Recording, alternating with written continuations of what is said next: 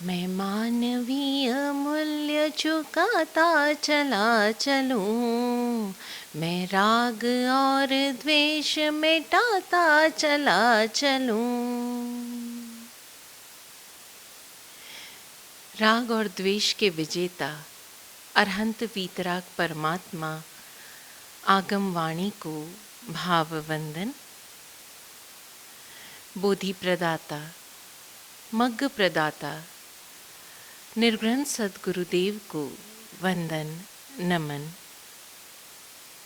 जय हो। स्वयं को जानने की यात्रा के इन साधनागत दिनों में हम निरंतर पुरुषार्थ कर रहे हैं स्वयं को जानने का। और स्वयं को ये जानने की यात्रा जितनी अद्भुत है, मज़ेदार है, उतनी कोई और यात्रा नहीं। स्वयं को वैसा देख पाने का प्रयत्न करना जैसे हम एक्चुअली हैं, ओरिजिनली हैं, स्वभावतः जैसे हम हैं वैसा ही स्वयं को देखना। और ना सिर्फ देखना, स्वीकार करना, पूरे भाव से जैसे हम हैं स्वयं को स्वीकार करना। आमतौर पर क्या होता है कि जैसे जैसे प्रतिक्रमण साधना में, ध्यान साधना में हम स्वयं को देखते जाते हैं, स्वयं के अनगिनत चेहरों को देखकर, अपने इन कषायों को देखकर हम डर जाते हैं, हम भयभीत हो जाते हैं। अरे क्या मैं ऐसा हूँ? क्योंकि हम तो मान के चले हैं ना कि हमारे भीतर क्रोध आता ही नहीं है, वो तो कोई और क्रोध दिला देता है, इसलिए मुझे क्रोध आ जाता है। मेरे में तो ज़रा भी ईगो नहीं है, मैं तो बहुत ज़्यादा समर्पित हूँ। हम ये ऐसा सब कुछ मान कर चलते हैं।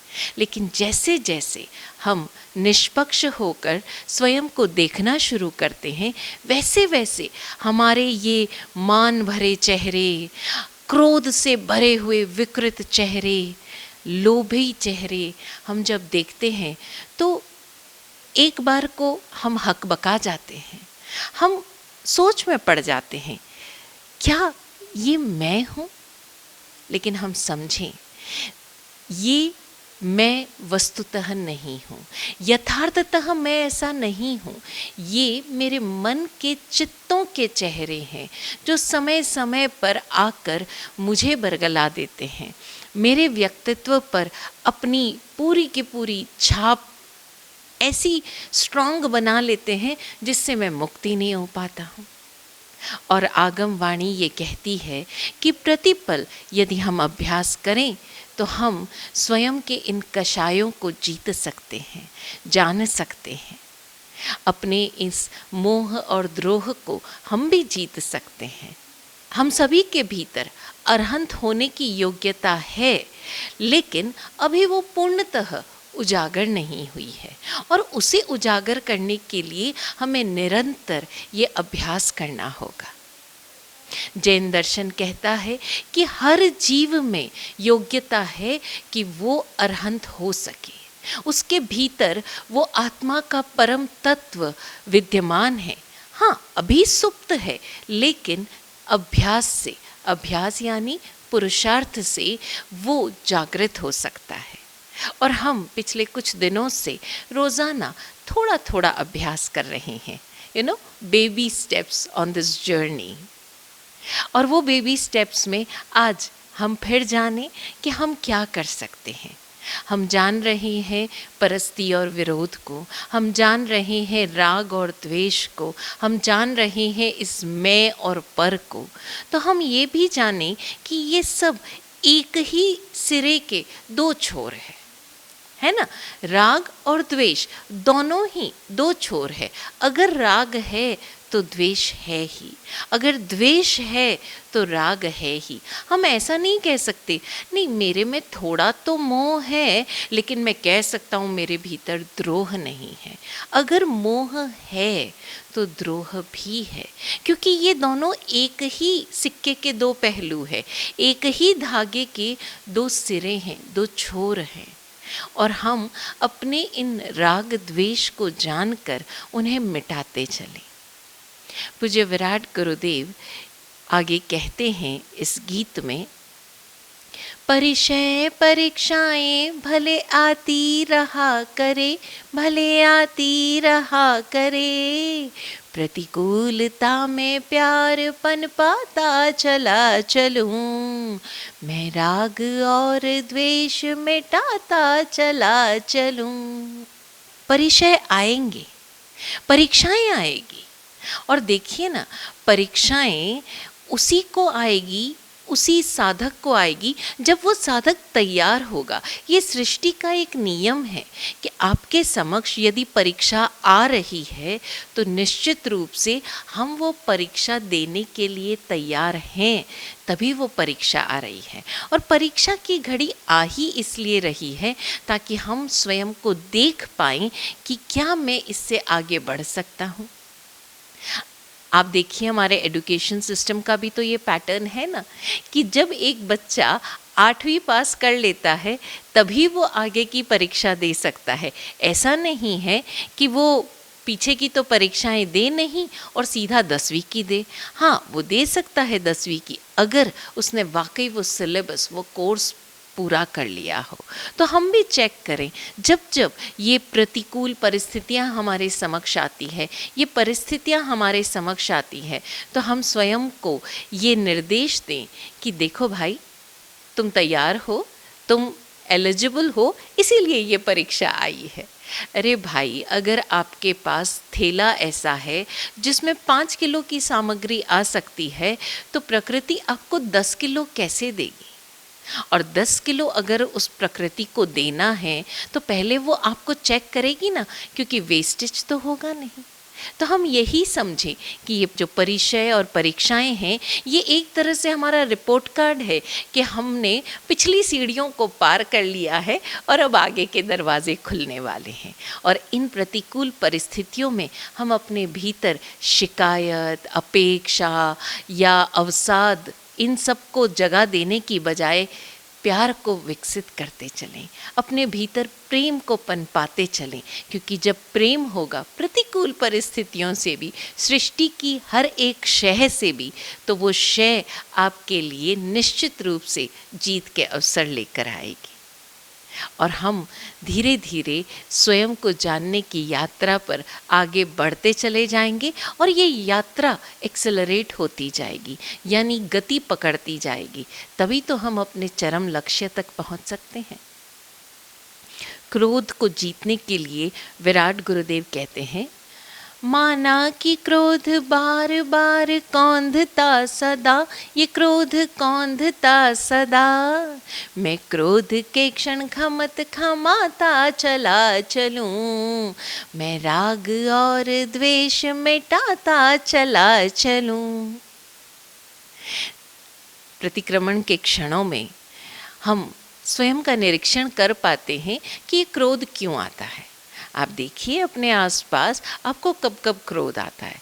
बहुत सामान्य सी बात है कि अक्सर क्रोध तब आता है जब चीज़ें हमारे फेवरेबल नहीं होती, हम जैसा चाहते हैं वैसी नहीं होती। हमने जो कहा है, हमने जो आज्ञा दी है, जो निर्देश दिए हैं, अगर वो इंस्ट्रक्शंस फॉलो नहीं होते, यानी कार्य हमारे अनुसार नहीं होता, व्यक्ति जो बात कर रहा है वो हमारे मन के अनुकूल नहीं होता, तो हमें गुस्सा आ जाता है।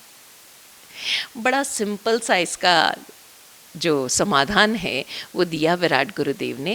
वो कहते हैं कि क्रोध के क्षण खमत खमाता चला चलो।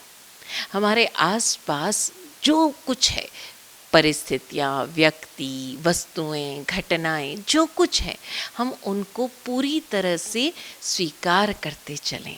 खमत खमाता यानी हर प्रकार से एज इट इज़ एक्सेप्ट करना शुरू करें। अरे भैया, ये तेरा स्टाइल है, ये मेरा स्टाइल है। भाई, तुम्हारा स्टाइल है कि तुम बहुत टेंस्ड होके काम करते हो, मेरा स्टाइल है कि मैं बहुत आराम से काम करता हूँ। मेरा स्टाइल है मैं बहुत प्लानिंग करके काम करता हूँ, तुम्हारा स्टाइल है कि तुम औचक करते हो, यानी स्पॉन्टेनियस करते हो। तो ये स्पॉन्टेनियस काम करना और प्लानिंग करके काम करना, ये दो काम करने की अलग अलग विधाएं हैं। ये कोई एक तरीका सही या एक तरीका गलत नहीं है। तो फिर क्रोध करने से क्या फ़ायदा? ज़रा सा धीरज धरें, एक्सेप्ट करें सामने वाले की योग्यता को, उसकी काम करने की स्टाइल को, और तब आप देखेंगे कि क्रोध आता ही नहीं। हम कई बार देखते हैं ना कि माएँ बच्चों पर क्रोध करती हैं, तुम रात को इतना देर तक क्यों जगते हो, हम तो सुबह जल्दी उठकर पढ़ते थे, हमने सुना है सुबह जल्दी उठकर पढ़ने में बहुत ज़्यादा एनर्जी मिलती है, पढ़ाई अच्छे से होती है। लेकिन हर बच्चे का अपना अपना स्टाइल है, उसकी अपनी अपनी फोकस करने की एक शैली है। उस शैली का सम्मान कीजिए कि हो सकता है उसका कंसंट्रेशन और फोकस रात को ज़्यादा बनता हो, तो उसे रात को पढ़ने दीजिए। हो सकता है कि वो जो अध्ययन दिन भर में 6-8 घंटे में करता हो, रात को मात्र 1 घंटे में कर लेता हो। कुछ बच्चे हैं जो घर में रहकर ही खेलना पसंद करते हैं, इंडोर गेम्स खेलते हैं, उन्हें वो ज़्यादा एनर्जेटिक लगते हैं। कुछ बच्चे हैं जो बाहर फील्ड में जाकर खेलते हैं, और वो खेलते हैं और खेलते खेलते अपनी सारी एक्स्ट्रा एनर्जी निकाल देते हैं। अपने भीतर जो एक फोकस है, क्योंकि कोई भी स्पोर्ट्स खेलें, चाहे क्रिकेट हो, चाहे फुटबॉल हो, बास्केटबॉल हो, टेनिस हो, बैडमिंटन हो, कोई भी स्पोर्ट हो, उसे खेलने के लिए एक फोकस चाहिए, और वो फोकस ऐसे गेम्स में ही, ऐसे स्पोर्ट्स में डेवलप हो जाता है। और बच्चे अपनी सारी टेंशन, सारा डिप्रेशन, सारा भागम भाग भूल जाते हैं। वो चीज़ उन्हें एनर्जाइज करती है। लेकिन मदर्स को लगता है एग्ज़ाम है तो पढ़ाई करनी चाहिए, एग्ज़ाम्स हैं तो उन्हें खेलना ही नहीं चाहिए। आप देखिए 10th क्लास के बच्चों को वो सिर्फ़ और सिर्फ उस टेबल कुर्सी पर बैठी हुई एक मूर्ति बना देते हैं, जिसे ज़्यादा से ज़्यादा सिर्फ पढ़ाई करनी है। वो समझ ही नहीं पाते कि पढ़ाई करने के लिए वो जो एक फ्रेशनेस चाहिए, वो जो एक एनर्जी चाहिए, उस बच्चे के अपने तरीके हैं। कोई बच्चा गाना ही सुनता है, कोई बच्चा डांस करता है, कोई बच्चा पेंटिंग करता है, कोई बांसुरी बजाता है। तो हर बच्चे को अपने शैली के हिसाब से, अपने अनुकूलता से वो कार्य करने दीजिए। अगर आपको प्रतिकूल लग रहा है तो याद रखिए, प्रेम पनपाते चलिए। उन क्षणों में आप उसे स्वीकार करते चलिए। हर एक घटना को, हर एक परिस्थिति को, यहाँ तक कि शहर को, मौसम को स्वीकार करते चलिए। जैसे ही आपके भीतर स्वीकार भाव आया, अब आपके भीतर आपके हर एक जो कोशिका है आपके शरीर की, यानी आपका जो सेल है, उसे निर्देश चला जाएगा कि अब आपको इस घटना, इस परिस्थिति, इस व्यक्ति के अनुकूल ही बिहेव करना है, स्वीकार करना है। ध्यान दीजिए, आपके माइंड की अपनी एक माइंड होता है, हर सेल की अपनी एक मेमोरी होती है। तो वो जो मेमोरी है, वो जो याद है, उसमें एक निर्देश चला जाएगा कि इसको स्वीकार करना है। और जब स्वीकार करना है तो उसे लड़ना ही नहीं है, उसे तो समर्पित होना है। तो जब वो आपके शरीर की कोशिकाएं, आपके नर्वस सिस्टम के सेल्स, हर कोई पूरी तरह से उन सारी चीज़ों को स्वीकार करेगा, तो आपके भीतर अस्वीकार या अपेक्षा या कहीं कोई शिकायत उठेगी नहीं। पूरी माइंडसेट, पूरी बॉडी, पूरा थॉट पैटर्न उसके अनुकूल हो जाएगा। कितना गहरा है ये खमत खामना का भाव। और एक बार ये हमारे भीतर उठता चला जाए तो क्रोध के क्षणों में वो इतना आपके ऊपर छाया हुआ होगा कि क्रोध डाइल्यूट हो जाएगा। इसी तरह से विराट गुरुदेव मान को, लोभ को जीतने के लिए आगे कहते हैं, छाई भले ही मान की मदिरा मेरे मन में, अरे मदिरा मेरे मन में, मैं आगमिक औषध पे लाता चला चलूं, मैं राग और द्वेष मिटाता चला चलूं। ये मान, मैं पना, ईगो, ये जब जब हमारे भीतर आते हैं तो हमें कुछ और दिखाई ही नहीं देता। और इसीलिए मान को मदिरा कहा गया है, मय कहा गया, शराब कहा गया। क्योंकि जब ईगो हमारे भीतर जागृत होता है, ईगो के अलग अलग प्रकार हो सकते हैं। कहीं कहीं तो 50 साल की उम्र में भी एक व्यक्ति में चाइल्ड ईगो जगता है, मनोविज्ञान शास्त्रियों ने ये बात कही है कि 50 साल के आदमी में भी एक बच्चे की तरह ईगो जगता है कि बस मुझे तो ये ऐसे ही चाहिए और ऐसे ही करना है। और ईगो के अलग अलग प्रकार, मैं ही सही हूँ, ये जहाँ जहाँ पर मैं पना सर चढ़ के बोले, मान लीजिए ईगो है। और वो ईगो इस तरह हमारी चेतना पर हावी हो जाता है कि हम जागते हुए भी बेहोशी में चल रहे हैं। और वो बेहोशी कैसी है? ईगो की, मान की। और इस मान को मिटाने के लिए प्रतिपल हमें जागृत रहना है। इस मान को जानना ही काफ़ी है। एक बार हमने जान लिया तो हम विनय पूर्वक जान पाएंगे कि जिस तरह मेरा अपना ओपिनियन है उसी तरह सामने वाले का भी तो ओपिनियन है, उसी तरह सामने वाले की भी दृष्टि है। तो मैं भी सही, तू भी सही, तेरी भी जय जय, मेरी भी जय जय, और इस तरह सबकी जय जय। जब हम इस तरह से चीज़ों को देखने लग जाएंगे तो धीरे धीरे मान तिरोहित होता जाएगा। जब हम सामने वाले को भी सम्मान, बड़ा प्यारा शब्द है, मान और सम्मान, तो जब हम अपने आसपास सभी लोगों को सम्यक रूप से उनके मान को भी स्वीकार करते चले जाएंगे तो फिर हमारे मान को सर्वोपरि साबित करने के लिए कुछ बचेगा ही नहीं। और मान को जीता जाता है विनय से। विनय, जहाँ हम मात्र अपना ओपिनियन नहीं रख रहे हैं, कोई ओपिनियन ही नहीं, सामने वाला कह रहा है, उसकी अपनी शैली, उसकी अपनी विधा। बड़ा प्यारा है ये मान। और इस मान को जान लेंगे तो आप देखिए कि जैसे जैसे हम अपने मान को जानते जाएंगे हमारा क्रोध स्वयमेव तिरोहित हो जाएगा, हमारी इच्छाएं अपने आप विसर्जित हो जाएंगी। और जैसे जैसे हम अपने इन कषायों को जान लेंगे, जीत लेंगे, फिर क्या राग और द्वेष बचेगा? विराट गुरुदेव आगे इच्छाओं के लिए कहते हैं, रचती कपट नीति ये इच्छाएं अनंत हैं, ये इच्छाएं अनंत हैं। मैं ध्यान से हर काम बुझाता चला चलूं, मैं राग और द्वेष मिटाता चला चलूं। जब इच्छा हमारे भीतर जग जाती है ना, तो वो हमें सारे जोड़ तोड़ करना सिखाती है। हर प्रकार की विचिकित्सा ये इच्छाएं हमें सिखाती है। ये डिज़ायर्स जो है ना, ये हमें हर तरफ ड्राइव करती है, दौड़ाती है। और ये इच्छाएं, ऐसा नहीं है कि कोई एक इच्छा है वो पूरी हो जाए, वो एक इच्छा होगी, फिर उससे एक दूसरी इच्छा जन्म लेगी, दूसरी से तीसरी, और ये जो विशियस साइकिल है ये चलता चला जाता है। और उस एक इच्छा को पूरी करने के लिए हम न जाने क्या कुछ कर लेते हैं, क्योंकि वो चाहिए। और वो इच्छा हमारे मनोमस्तिष्क पर इस तरह हावी हो जाती है मानो हमें कुछ और सूझता ही नहीं। हमारे सारे फोकस ख़त्म हो जाते हैं, हमारे सारे गोल्स मानो जैसे एक धुंध में चले जाते हैं। और उस धुंध को मिटाने के लिए हमें ध्यानपूर्वक देखना होगा।